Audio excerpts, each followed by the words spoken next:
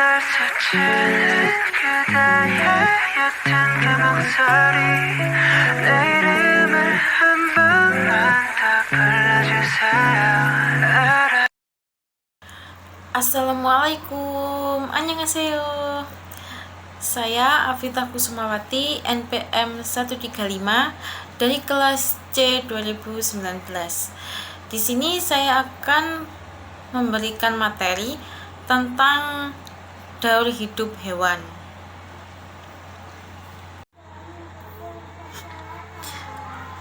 Saya akan menjelaskan apa itu ekosistem. Ekosistem merupakan suatu sistem ekologi yang terbentuk oleh sistem timbal balik yang tidak terpisahkan antara makhluk hidup dengan lingkungan. Ekosistem dapat tercipta apabila terpenuhi dua komponen yang dapat membentuknya. Berdasarkan cara terbentuknya, ekosistem terbagi menjadi dua jenis. Yang pertama adalah ekosistem alami. Ekosistem alami adalah ekosistem yang terbentuk tanpa campur tangan manusia. Contohnya adalah ekosistem hutan hujan, ekosistem hutan tropis, sabana, dan lain sebagainya. Yang kedua adalah ekosistem buatan, yaitu ekosistem yang terbentuk karena adanya campur tangan manusia. Contohnya adalah ekosistem sawah, bendungan, dan lainnya. Komponen ekosistem tersebut meliputi komponen abiotik dan biotik. Komponen biotik adalah komponen makhluk hidup yang terdiri dari makhluk hidup. Komponen biotik adalah komponen lingkungan yang terdiri atas makhluk hidup. Sementara komponen abiotik yakni komponen berupa makhluk mati. Selanjutnya perhatikan dua gambar berikut.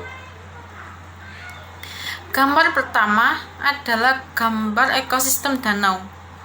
Ekosistem danau termasuk habitat air tawar yang memiliki perairan tenang yang dicirikan oleh adanya arus yang sangat lambat sekitar 0,001 sampai 0,1 mili per detik. Pergerakan air pada danau dibentuk oleh gelombang dan aliran air dapat dipengaruhi oleh arah dan lama kecepatan angin, bentuk tepian, serta kedalaman perairan tersebut. Danau adalah perairan yang berada di tengah daratan, tepatnya pada cekungan di daratan. Danau umumnya berisi air tawar, bersih dan tenang. Danau tersebar di banyak pulau dan benua. Danau terbesar di dunia adalah Danau Laut Kaspia. Sedangkan danau terluas di Indonesia adalah Danau Toba. Ekosistem danau umumnya terdiri dari ikan, udang, ganggang, eceng gondok, dan lain sebagainya. Gambar kedua adalah padang rumput. Padang rumput adalah dataran yang dipenuhi rumput pendek dan tanaman non-kayu tanpa pohon berkayu. Padang rumput umumnya muncul di daerah memiliki curah hujan rendah sehingga hanya tumbuh tingginya sekitar 900 sampai 4000 meter di atas permukaan laut. Contoh padang rumput di Indonesia adalah yang terdapat di Pulau Sumba, Nusa Tenggara Timur. Ekosistem padang rumput terdiri dari tumbuhan rumput dan semak-semak, sedangkan hewan yang terdapat di padang rumput biasanya juga pemakan rumput atau herbivora, seperti rusa, kambing liar, gajah, jerapah, dan lain sebagainya. Ekosistem padang rumput terbagi menjadi 4 jenis. Semua jenisnya dapat ditemukan di berbagai belahan dunia. Inilah beberapa jenis ekosistem padang rumput. Yang pertama adalah savana. Savana atau sabana merupakan suatu bioma. Kenampakan ini biasanya terdapat di wilayah yang beriklim tropis seperti Asia, Afrika, Amerika, dan Australia. Kendati demikian, wilayah ini juga berkembang di iklim subtropis. Wilayah savana identik dengan rumput-rumputan yang diselingi dengan pepohonan tinggi, iklimnya tidak begitu kering dan tidak begitu basah. Yang kedua adalah stepa. Kenampakan ini dikenal dengan padang rumput semi gurun. Ini karena wilayah tersebut dipenuhi oleh rumput halus tanpa pepohonan. Umumnya rumput pada stepa berupa rumput-rumput pendek yang warnanya hampir mirip dengan tanah. Yang ketiga adalah tundra. Pada rumput tundra biasanya terdapat di wilayah dataran tinggi, misalnya puncak gunung. Tanaman pohon sulit tumbuh di daerah tundra, sebab wilayah ini memiliki iklim yang dingin. Dan beberapa jenis rumput di wilayah tundra yaitu tanaman berkayu pendek, lumut, dan rumput. Selanjutnya adalah pairi. Pairi terletak di wilayah dengan tanah berstruktur datar, landai, hingga berbukit. Wilayah ini memiliki rumput tinggi dan curah hujan yang cukup rendah. Pairi juga ditemukan di berbagai benua kecuali Antartika yang memiliki iklim yang sangat dingin. Selanjutnya perhatikan dua gambar berikut. Gambar ketiga adalah ekosistem sawah. Ekosistem sawah merupakan suatu ekosistem buatan manusia yang bertujuan untuk memenuhi kebutuhan pangan masyarakat. Tumbuh-tumbuhan yang dikembangkan pada ekosistem sawah umumnya merupakan produk-produk pertanian, seperti padi. Namun padi bukan hanya sumber makanan pokok bagi manusia, tetapi juga bagi makhluk hidup lainnya. Akibatnya terjadi aliran energi dan materi padi di beberapa makhluk hidup lainnya yang mengakibatkan menurunnya jumlah sumber makanan pokok manusia. Salah satu contoh makhluk hidup pemakan padi pada ekosistem sawah adalah serangga. Banyaknya serangga yang mencari makanan pada ekosistem sawah mengundang kehadiran katak pemangsa serangga. Akibatnya para petani juga harus berhadapan dengan katak yang banyak berada di sawah. Hal ini tentu akan mengganggu aktivitas pertanian masyarakat. Gambar keempat adalah kebun binatang. Kebun binatang adalah tempat untuk melestarikan berbagai jenis hewan agar tidak punah. Kebun binatang ini adalah contoh ekosistem buatan karena kebun binatang ini dibuat oleh manusia. Hewan yang berada di tempat ini dalam sebuah kandang sesuai dengan jenisnya. Seperti jenis burung akan dibuatkan tempat atau kandang dengan berbagai macam jenis secara terpisah. Hal ini disebut membuat pengunjung lebih leluasa untuk melihatnya. Selanjutnya adalah komponen ekosistem. Komponen ekosistem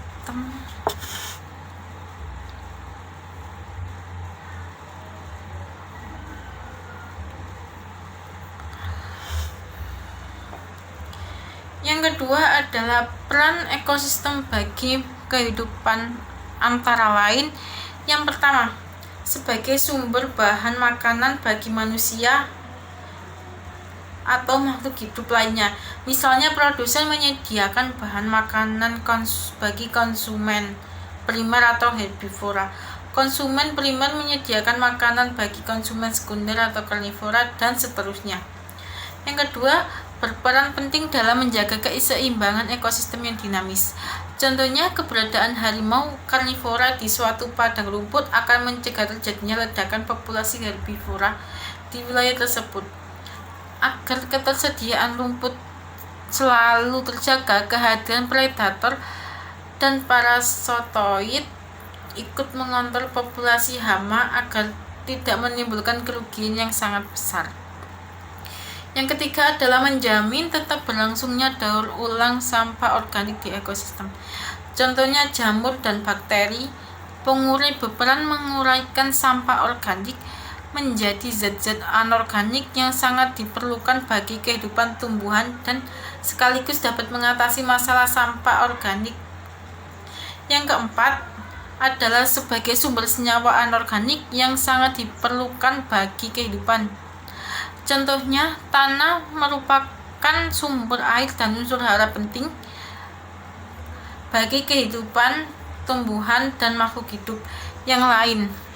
Udara merupakan sumber CO2 untuk fotosintesis tumbuhan dan juga sebagai sumber O2 bagi makhluk hidup. Yang kelima adalah membantu mengatasi permasalahan polusi.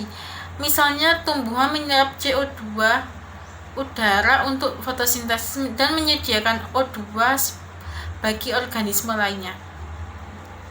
Selanjutnya adalah contoh ekosistem yang ada di lingkungan sekitar kita. Yang pertama adalah ekosistem bendungan, ekosistem sawah, ekosistem perkebunan, ekosistem tambak, ekosistem hutan tanaman produksi, ekosistem pemukiman, ekosistem taman hutan raya, ekosistem suaka marga satwa, ekosistem kebun binatang, dan ekosistem kolam ikan. Saya akan menjelaskan tentang beberapa contoh hewan yang mengalami metamorfosis sempurna. Yang pertama adalah metamorfosis lalat. Metamorfosis lalat dimulai dari telur, larva atau ulat, kepompong atau pupa, dan lalat dewasa. Yang pertama adalah telur. Fase pertama dari metamorfosis pada lalat adalah telur, di mana proses pembuahan sel spermatozoa pada sel telur lalat betina dinyatakan berhasil. Telur lalat tersebut memiliki bentuk yang lebih lonjong, panjang, dan berwarna putih dengan ukuran mencapai 1-2 ml. Telur yang dihasilkan dalam sekali reproduksi sangatlah banyak, sehingga mencapai 900 butir. Selanjutnya, telur-telur tersebut akan diletakkan secara berkelompok pada tempat-tempat yang kotor dan bau, seperti makanan busuk, kotoran, atau bangkai. Tempat yang kotor dan menjijikan memang dianggap sebagai habitat paling aman dan jauh dari predator untuk telur-telur tersebut. Uniknya, proses embrionik atau penetasan telur menjadi larva sangatlah singkat karena hanya membutuhkan waktu 1 hari. Yang kedua adalah larva. Setelah melalui fase penetasan, telur akan berubah menjadi larva atau yang kamu kenal sebagai belatung. Larva mengkonsumsi sumber makanan yang berasal dari kotoran yang menjadi tempat tinggalnya sejak masih berupa telur. Larva juga akan mengalami proses penggantian kulit beberapa kali yang disebut dengan istilah molting atau instar. Selama melewati proses pergantian kulit, larva tersebut akan mengalami pertumbuhan sehingga tubuhnya semakin membesar. Metamorfosis lalat pada tahap ini juga berlangsung cukup singkat, yaitu dalam waktu 2 hari saja. Pada fase pergantian kulit yang terakhir, biasanya larva akan mencari tempat bernaung yang aman untuk mempersiapkan diri menjadi pupa. Yang selanjutnya adalah pupa. Demi menjadi seekor lalat yang sempurna, larva harus melakukan masa bertapa agar menjadi kepompong atau pupa. Tubuh larva yang tadinya lunak berangsur-angsur menjadi keras dan berwarna kecoklatan. Larva biasanya akan memilih tempat yang jauh dari sinar matahari dan gelap sebagai habitat selama menjadi pupa. Hal ini dikarenakan karena tempat tersebut dianggap sebagai lokasi yang aman untuk sistem pertahanan diri dari predatornya. Waktu yang dibutuhkan oleh kepompong untuk menjadi lalat kurang lebih 1 minggu. Pada usia menginjak 3-6 hari akan terlihat sepasang sayap di sela-sela kokon yang terus membelah. Yang keempat adalah lalat dewasa atau imago. Imago merupakan tahapan paling akhir dalam proses metamorfosis pada lalat. Istilah imago merupakan bahasa ilmiah untuk seekor lalat yang telah berusia dewasa dan siap untuk bereproduksi. Lalat dewasa yang telah berhasil keluar dari kokon dinilai sudah mandiri dan bisa mencari makanan sendiri. Serangga tersebut biasanya akan mencari sumber makanan dari zat-zat organik yang membusuk dan menimbulkan bau tak sedap. Masa hidup lalat dewasa sangatlah singkat, hanya mencapai usia 21 hari. Namun, pada usia ketiga hari setelah melewati masa pupa, lalat dewasa sudah dinyatakan siap untuk melakukan perkawinan dengan lawan jenisnya. Yang kedua adalah metamorfosis nyamuk. Proses metamorfosis nyamuk dimulai dari telur, larva atau ulat, kepompong atau pupa, dan nyamuk dewasa. Telur adalah tahap awal proses metamorfosisnya nyamuk. Proses pembuahan antara sel telur nyamuk betina dan spermatozoa nyamuk jantan akan menjadi zigot. Kemudian, zigot tersebut akan menghasilkan telur. Nyamuk betina dapat menghasilkan telur dengan jumlah yang banyak dalam sekali proses pembuahan. Telur-telur tersebut diletakkan di permukaan air atau lumpur basah yang tenang dan memiliki kelembapan yang tinggi, dan tergantung spesies nyamuk. Faktor utama tempat pertumbuhan nyamuk sangat dipengaruhi oleh air. Telur nyamuk akan segera mati jika air tempat pertumbuhannya mengering. Fase telur bisa berlangsung selama 1-3 hari sebelum pada akhirnya menetas dan menjadi larva.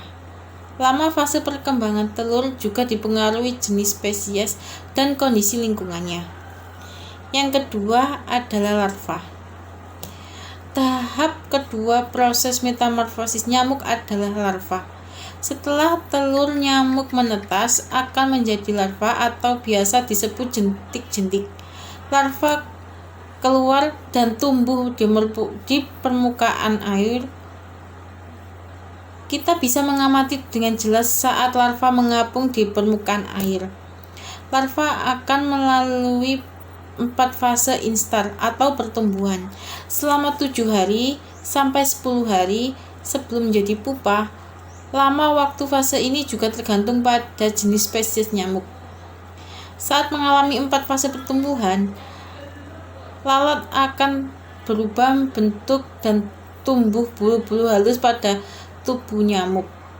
Ada beberapa faktor yang mempengaruhi pertumbuhan larva, yaitu suhu air, ketersediaan bahan makanan, dan keberadaan predator pemangsa di dalam ekosistem perairan atau habitatnya.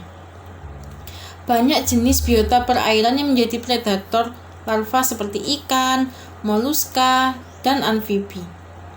Ketika larva mulai merasa terancam dengan keberadaan predator atau terganggu, maka dia akan menyelam ke dalam air untuk menyelamatkan diri. Selanjutnya adalah pupa. Pupa adalah fase ketiga proses metamorfosis nyamuk. Setelah mengalami 4 tahap instar, larva akan berkembang menjadi pupa. Fase ini hampir sama dengan metamorfosis kupu-kupu. Pada fase ini, pupa dalam keadaan inaktif sementara, tetapi organ pernapasannya masih aktif. Ia menggunakan corong nafas di bagian atas pupa untuk menyerap oksigen. Fase pupa terjadi selama 12 hari sebelum menjadi nyamuk dewasa. Pada fase ini, pupa akan berhenti mengkonsumsi makanan untuk sementara dan tumbuh mulai sayap-sayap halus. Selanjutnya adalah imago atau nyamuk dewasa. Fase terakhir proses metamorfosis nyamuk adalah imago atau nyamuk dewasa.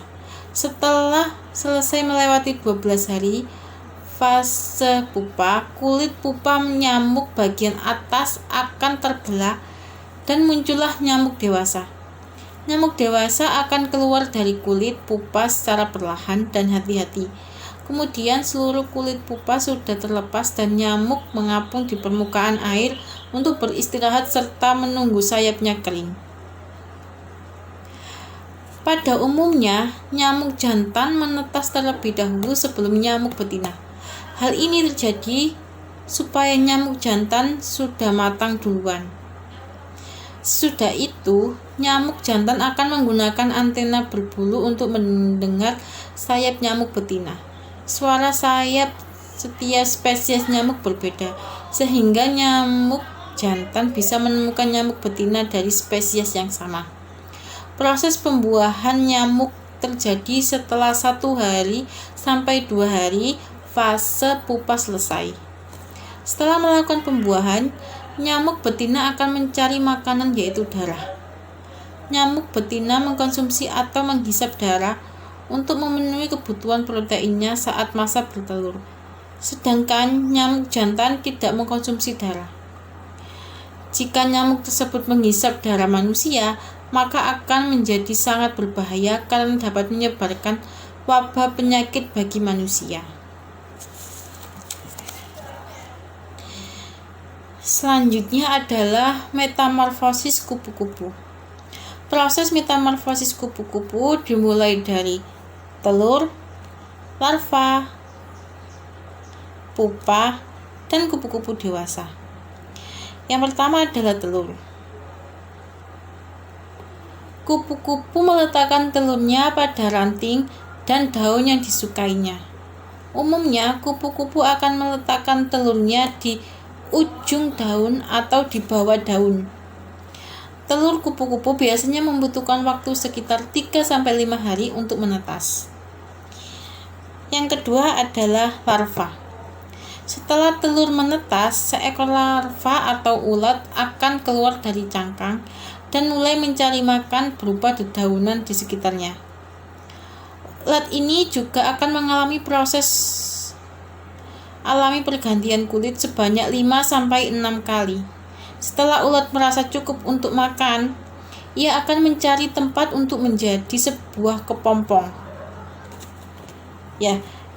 Selanjutnya adalah fase kepompong atau pupa.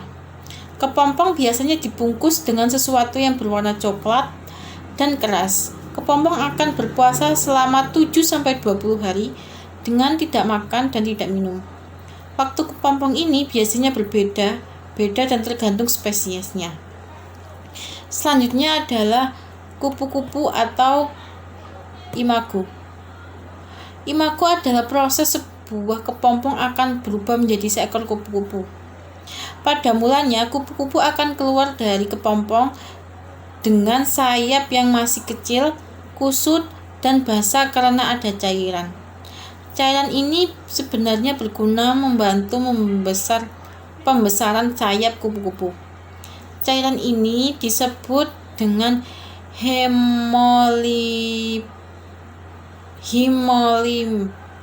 Setelah keluar dari cangkang kepompong, kupu-kupu akan merangkak ke atas dahan agar tubuhnya mengering dan sayapnya bisa berfungsi dengan normal. Kupu-kupu akan memenuhi kebutuhan makanannya dengan mencari bunga untuk menyerap nektar atau sari bunga pada siang hari. Pada umumnya, kupu-kupu sangat aktif pada siang hari dan tidur di malam hari. Kupu-kupu mampu terbang setinggi 2-3 meter di udara. Semakin besar sayapnya, maka akan semakin tinggi kupu-kupu mampu terbang. Kupu-kupu termasuk hewan yang mencari makan secara individual. Kupu-kupu hanya akan berkumpul saat memasuki fase reproduksi. Kupu-kupu jantan akan membasahi kupu-kupu betina, lalu kupu-kupu betina akan meletakkan telurnya pada daun yang telah dipilih. Ini kembali lagi pada fase pertama untuk metamorfosis kupu-kupu, dan kupu-kupu akan meletakkan telurnya pada daun yang telah dipilih. Ternyata, kupu-kupu tidak hanya mencari nektar atau sari bunga dan sari buah-buahan. Ada juga spesies kupu-kupu yang tertentu yang justru makan bangkai hewan atau tanah basah. Sekian penjelasan dari saya tentang beberapa hewan yang mengalami metamorfosis sempurna.